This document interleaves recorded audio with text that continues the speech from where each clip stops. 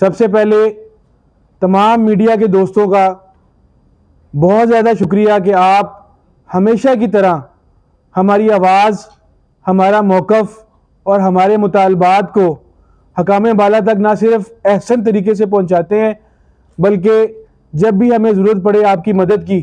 चाहे वो देर हो सवेर हो, सर्दी हो गर्मी हो, आप लोगों ने हमेशा हमें सपोर्ट भी किया है और हमारी आवाज़ को हकाम बाला तक पहुंचाया है। तो इसके लिए मैं ना सिर्फ YDA पंजाब के बिहाफ पे बल्कि पूरे पाकिस्तान की YDA के बिहाफ से आपका शुक्रिया अदा करता हूँ। बीइंग चेयरमैन YDA पंजाब,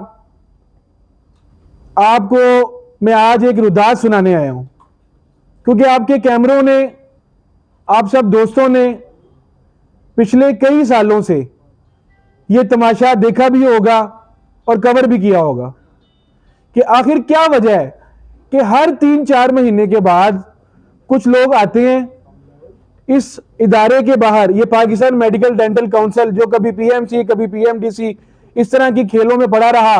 और जो इनकी अपनी बुनियादी जिम्मेदारियां थी वो इन्होंने कभी निभाने का ना सोचा ना नीयत की। तो आप लोगों ने वो कवर किया होगा कि लोग आते हैं, 4 दिन बाहर बैठते हैं, 5वें दिन पुलिस से मार खाते हैं, 6ठे दिन सर फड़वाते हैं और उसके बाद कोई आता है, उनकी दादरसी होती है, कोई तंजीमें आती हैं, आप लोग आवाज उठाते हैं, आप लोगों की जो फुटेजेस होती हैं, आप लोगों के जो कैमरा होते हैं, आप जो हमारी आंख है, हमारे कान है, जब ये लोग देखते हैं तो फिर नंबर टांगने के लिए, अब तो चले कोई सियासी हुकूमत नहीं है, एक इंटरिम सेटअप चल रहा है, लेकिन फिर सियासी हुकूमतें कूदती हैं, बयानात दिए जाते हैं और फिर उस वफद की, उस बच्चों की सुनी जाती है, 3 माह गुजरते हैं, फिर दोबारा वही तमाशा होता है। अब हम ये सोचने पे मजबूर हो गए हैं कि हम इस निज़ाम के खिलाफ बगावत करें, इस निज़ाम का रोना धोना धोएं, इसको बदलने की बात करें या किसके हाथों पे अपना खून तलाश करें। आपने अगर इनका बेसिक डिमांड जो सुनी जाए ना, तो आप लोग माशाल्लाह 30-30, 35-35 साल से चीजों को कवर कर रहे होंगे, आप परेशान हो जाएंगे कि ये वाहिद नौयत का एहतजाज है जहां पे स्टूडेंट्स आके एहतजाज कर रहे हैं कि हमारा पेपर लो। आपने ये तो सुना होगा कि स्टूडेंट्स चाहते हैं जी हमने पेपर नहीं देना, वो एहतजाज कर रहे हैं, हम फेल हो गए हमें पास कर दो, एहतजाज कर रहे हैं, हमारे पे जुल्म सितम हो गया, हमारे से फीसें ज्यादा ले ली, हम एहतजाज कर रहे हैं। यहां पे एहतजाज हो रहा है कि खुदारा हम आपके आगे हाथ जोड़ते हैं, आप हमारा इम्तिहान ले लें ताकि हमारा जरिया मार्च शुरू हो। पहले वो बेचारे आप सब के भी, आपने आज हमारा ये दुखड़ा हमें अपने बच्चे समझ के सुनना है कि आपके भी बच्चे अगर कोई डॉक्टर बनने जा रहा है, वो यहां से नहीं बन पाया, किसी ने कोई जमीन बेची, किसी ने कोई गाड़ी बेची, किसी ने अपनी पेंशन ग्रेजुएटी लगाई, उसको मुल्क से बाहर भेजा कि वो डॉक्टर बने और ना सिर्फ उसका फ्यूचर सिक्योर हो, फिर उसको वापस बुलाया कि वो इस मुल्क को, इस कौम को सर्व करे। जब वो MBBS की डिग्री मुकम्मल करके जो यूनिवर्सिटीज आपने पास की हैं, अगर PMDC को और इसके हुक्मरानों को, इनके फिरौनों को कोई तकलीफ है किसी यूनिवर्सिटी से, तो आप उसको बैन कर दें,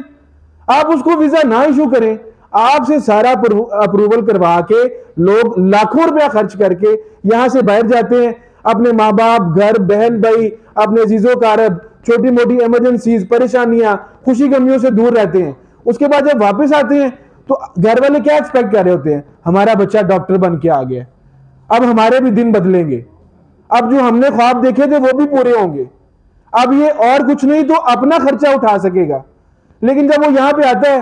कभी वो आपसे किराया मांग रहा है कि मैं अपनी PMDC बनवाने जा रहा हूं, कभी वो आपसे पैसे मांग रहा है, मैंने किताबें लेनी है, पेपर देना है। तो जिन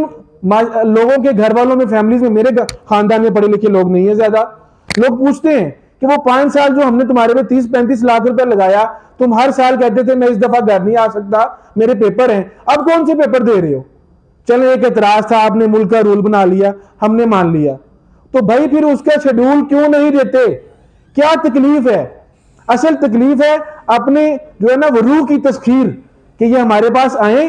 भीख मांगे, 4-5 दिन लवारसों की तरह बाहर बैठे रहे। फिर जो यहाँ की इस्लामाबाद की पुलिस है, इसको भी बड़ा शौक है हर छोटे सी बात पे वीडियोस बनाना, लाठी चार्ज करना, बदमाशी करना, आंसू गैस तो यहाँ पे मजाक है वो करना, उसके बाद क्या होना, सर फाड़ना, गिरफ्तार करना, खौफ व हरास फैलाना, अपनी दहशत, अपनी फिरौनियत को रिट समझ के कायम करना और फिर छोड़ देना। अगर आपको लगता है कि हम बार बार हर 3 महीने के बाद गलत जो है वो अपने मुतालबात करते हैं, तो ये मार खाने के बाद कबूल क्यों करते हो? कोई रूल बना दो, हमें भी बताओ, हमारे माँ बाप को, आने वाली जनरेशन को, जिनके ज़हन में ये शौक होता है, ये एक प्राइड होता है कि वो डॉक्टर बनने जा रहे हैं, कम से कम वो तो मर जाए, कम से कम और लोगों की जिंदगी अजाब तो ना बने। तो इसके ऊपर जिस तरह जुल्म और बर्बरियत की दास्तान रकम की गई है, हम अब इसके ऊपर हम पहले FMGs में कभी इंटरफेयर नहीं करते थे। हम समझते थे ये बच्चे हैं, इनके हकूक की जंग है, अगर हम इंटरफेयर करेंगे तो हमारे पे ये थोपा जाएगा कि ये पॉलिटिसाइज किया जा रहा है। शायद YDA अपने मकासद के लिए यहां पे आ रही है, क्योंकि ये हमारे आने वाली नर्सरी है। ये डॉक्टर बन के हमारे अस्पतालों में आएंगे, हमारे मरीजों को सर्व करेंगे, हमारे नजरिए को सर्व करेंगे, हमारे नजरिए की खातिर लड़ेंगे। तो हमारी ये बुनियादी जिम्मेदारी थी, हम यहां पे आए। अगर मेरे साथ फैज साहब मौजूद हैं, ये हमारे YDA पाकिस्तान के इस टाइम नुमाइंदे इस मामला को डील करने के लिए, इसको अच्छे तरीके से, ऐसे तरीके से सर अंजाम देने के लिए 7 चैप्टर YDA पाकिस्तान का इन पर मुकम्मल इत्मीनान है, वो आपको ब्रीफ भी करेंगे।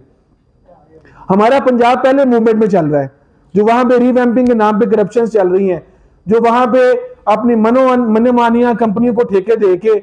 वहां पे चीजें चल रही हैं। आए दिन दिहाड़े डॉक्टर्स को कत्ल किया जा रहा है, अपनी सियासी जो है वो नंबर टांगने के लिए ट्रांसफर किया जा रहा है। उसके ऊपर आज 11वें रोज से पूरे लाहौर के आउटडोर्स बंद हैं। और जब मैं इस टाइम आपसे बात कर रहा हूं, तो हमारे जो प्रेसिडेंट थे, उन्होंने वहां पे जनरल काउंसिल की मीटिंग बुला के ये ऐलान कर दिया, कल से पिंडी फैसलाबाद बंद होगा, उसके बाद मरहलावार पूरे पंजाब के आउटडोर्स बंद होने जा रहे हैं। और इसी तरह अभी मेरी रास्ते में YDA सिंध के प्रेसिडेंट से बात हुई थी, डॉक्टर वारिस यकरानी साहब से। वो इस जुल्म और बर्बरियत के खिलाफ पूरे सिंध में कल वो यौम सियाह मनाने जा रहे हैं, इस्लामाबाद में यौम सियाह मनाया जा रहा है। ये सारा कुछ सिर्फ इनको दिखाने के लिए है कि अब ये बच्चे नहीं है, इनके साथ जिनको ये स्टेक होल्डर मानते हैं वो यहाँ पे मौजूद हैं।